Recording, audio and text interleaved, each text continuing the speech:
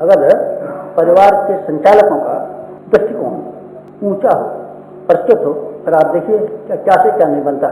विनोबा भावे की माँ के बच्चे थे तीन बच्चे थे, और 3 बच्चों के लिए विनोबा भावे की माँ ने ये कहा, बेटे तुम लोग ब्रह्मज्ञानी बनना। तीनों के तीनों बच्चों ने कहा, माता हम आपकी आज्ञा ही मानेंगे। तीनों के तीनों ने माता की आज्ञा अनुसार ब्रह्मज्ञानी होना स्वीकार कर लिया। एक ब्रह्मज्ञानी का नाम विनोबा भावे, एक ब्रह्मज्ञानी का नाम विठोबा भावे, एक ब्रह्मज्ञानी का नाम बालकोबा भावे।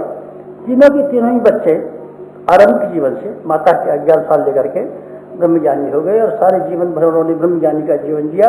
माँ ने हमको आज्ञा दी थी, तो ब्रह्मचार्य बच्चे दिया। अब हम कैसे भी शादी कर सकते हैं आगे माता की आज्ञा मानने वाला?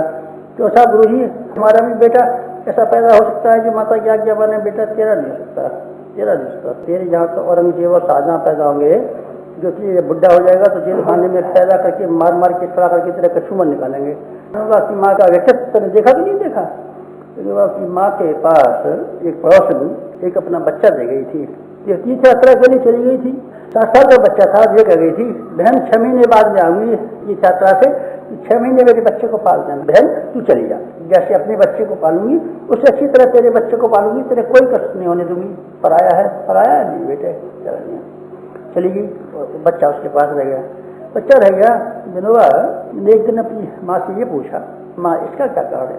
हम ये भी और ये दोनों भाई जैसे हैं, भाई भाइयों में जैसे प्रेम भाव रहना चाहिए, समानता तो ये देखनी चाहिए कि सब बच्चों को समान मान। तू ये करती है, इस बच्चे को गर्म रोटी खिलाती है तो हमको ठंडी खिलाती है, इस बच्चे की रोटी चुपड़ देती है हमको रूखी रोटी दे देती है।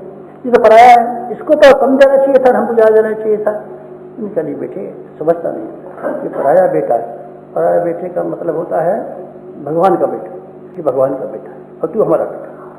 तू हमारे पाप से पैदा हुआ है और ये पुण्य से पैदा हुआ। तो हमने वायदा दे करके, वचन दे करके इसकी माँ को भेजा था, इसलिए हमको वचन को पूरा करना पड़ेगा। तेरे ऊपर हमारा अधिकार है, ये भूखा भी रख सकते हैं।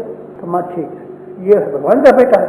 हाँ बेटी ये भगवान का बेटा है, कभी आपस में लड़ना झगड़ना हो तो तीनों भाई लड़ लेना, भगवान के बेटे से मत लड़ना। नहीं माता जी आपका आज्ञा मानेंगे। ऐसी संस्कारवान अगर माताएं पिता अगर हों तो स्वयंभू मनु और शत्रुपा रानी के तरीके से आपके घर में कुटुंबी बनेंगे और बढ़ेंगे और आप विकसित होंगे।